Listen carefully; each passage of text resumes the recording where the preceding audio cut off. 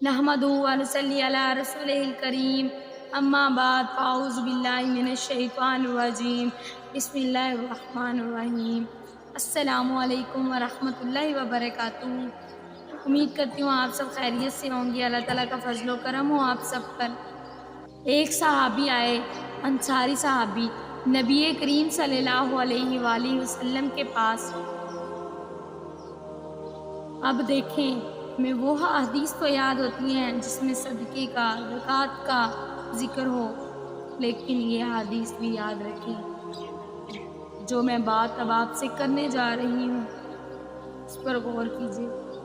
جو میں بات اب آپ سے کرنے جا رہی ہوں اس پہ غور کیجیے گا کہ ایک صحابی، انصاری صحابی، نبی کریم صلی اللہ علیہ وسلم کے پاس آئے اور آ کر عرض کرنے لگے کہ ہم فاقے سے مر رہے ہیں، بھیک مانگنے لگے۔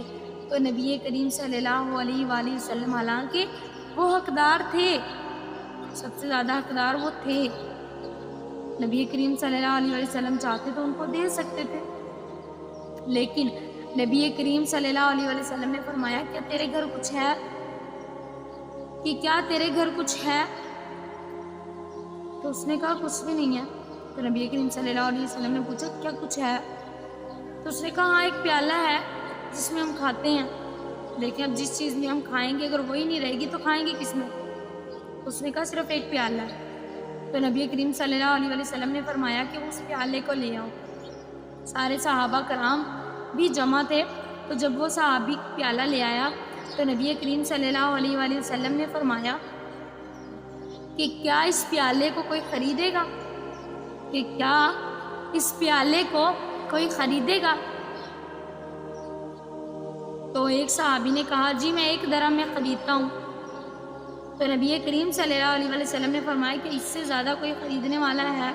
کہ کیا کوئی اس سے زیادہ قیمت دینے والا ہے؟ بزنس آ گیا نا، جیسے اب بھی بزنس چل رہا ہے، وہی بات ہوگی کہ کیا اس سے زیادہ کوئی خریدنے والا ہے؟ تو ایک صحابی نے کہا جی میں 2 درہم دوں گا، اس سے زیادہ تو اب کوئی بھی نہیں دے سکتا تھا نا۔ تو نبی کریم صلی اللہ علیہ وسلم نے فرمایا ٹھیک ہے، اس کو وہ پیالہ دے دیا۔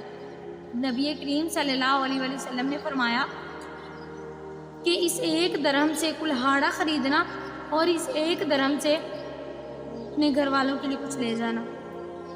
ابھی وہ نہیں جیسے کہ آج کل کے بھکاری کرتے ہیں کہ کما لی آپ پیزا لے کے چلے گئے، ایسا بالکل بھی نہیں تھا۔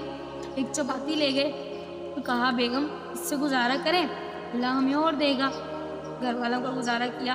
اگر نبی کریم صلی اللہ علیہ وسلم اس شخص کو دیتے تو کل کو اس کی بیوی مانگنے آ جاتی، اس کے بعد اس کے بچے مانگنے آ جاتے۔ یہ بھکاری پن، یہ مانگنا پھر نسلوں تک چلتا ہے، پھر یہ نسلوں تک ہی چلتا ہے۔ اگر وہ ایسا کرتے تو پھر ایسا آج کل ایسا ہی ہو رہا ہے نا، اکثر ایسے کرتے ہیں، صرف ویسے بھکاری بنے ہوئے ہیں۔ تو دیکھیں نبی کریم صلی اللہ علیہ وسلم نے ان کو فرمایا کہ جاؤ 1 درہم سے کلہاڑا لینا اور 1 درہم سے کھانا لے لینا، تاکہ وہ خود مزدوری کر کے کھائے، تاکہ اس کو پتہ ہو کہ میں نے محنت کر کے کمانا۔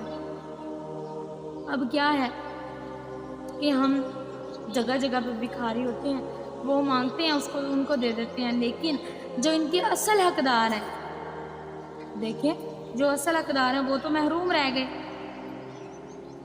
انہوں نے تو کاروبار بنا لیا۔ اب ایک بھکاری سے آپ اس کو یہ نہ کہیں کہ میں آپ کو چندہ دوں گا یا کچھ بھی، آپ اس سے پوچھیں کیا کرو گے، وہ بڑی وہ بتائے گا میں یہ کروں گا وہ کروں گا۔ اگر آپ اس کو وہ اگر آپ اس کو دے رہے ہیں تو وہ بڑی چھوڑے گا، میں یہ ہوں، میرے اتنے بچے ہیں، میں بڑا ہی غریب ہوں، لیکن ایسا کچھ بھی نہیں ہے۔ اگر آپ اس کو صحیح طریقے سے گائیڈ کریں گے تو مجھے لگتا ہے ایک حد تک صحیح ہے۔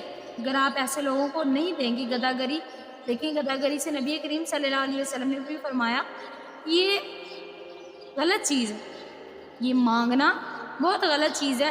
یقین مانے جو اصل حقدار ہے وہ کبھی بھی مانگتے نہیں ہیں، تو مزدوروں کو دیں جو بیچارہ اس چیز کا حقدار ہے۔ اب دیکھیں اب ایک بندہ آیا آپ کے پاس، وہ آپ سے 100 روپے مانگتا، آپ کی مسجد میں کام ہو رہا ہے، آپ اس کو کہیں کہ تم آؤ 7 اینٹیں اٹھواؤ یا کام کرو، مجھے مزدور کی ضرورت ہے، تم کام کرو، میں تمہیں 100 کے بدلے 2000 دوں گا، اس کا مائنڈ چینج ہوگا، اس کا مائنڈ ضرور چینج ہوگا کہ کہاں پہ 100 روپے، کہاں پہ 2000۔ تو یہ محنت ہے، لہٰذا اپنے پیسوں کو انہی لوگوں پہ خرچ کریں جو اس چیز کے حقدار ہیں۔ یہ جگہ جگہ پہ جو مانگنے والے ٹھہرے ہیں، کیا لگتا ہے یہ حقدار ہوں گے؟ یقین مانے وہ سارا دن انہوں نے اپنی پیشہ بنا لیا، وہ اس کو اپنی دہاڑی سمجھتے ہیں، سارا دن کما لیا، رات کو کسی اچھے ہوٹل سے کھانا لیا اور لے کے چل دیے، ایسے ہی کرتے ہیں وہ انہوں نے اس کو اپنی دہاڑی بنا لیا۔ تو اس میں کمزوری ہماری ہے، ہم سب کی اپنی کمزوری ہے کہ جو اس چیز کے حقدار ہیں ہم نے ان کو اس سے محروم رکھا ہوا ہے، اور جو حقدار نہیں ہیں ان کو ہم دیتے پھر رہے ہیں، ان کو ہم دیتے پھر رہے ہیں۔ اب اس حدیث کو سامنے رکھ کے اب یہ نہ کہ جی یہ پیالے والی حدیث ہے تو پیالے کو لے کے ایسے نہیں، جو اب ماحول چل رہا ہے جس مطابق ہم ہیں اسی مطابق لوگوں کو سمجھائیں اور ایسے لوگوں کی مدد کریں جن کا کرنے کا حق بھی بنتا ہے۔ لہٰذا اپنی دولت کو ایسی جگہ پر خرچ کریں، ایسے لوگوں کو دیں جس کا آپ کو اجر بھی ملے، جس سے آپ کا رب بھی آپ سے راضی ہو جائے۔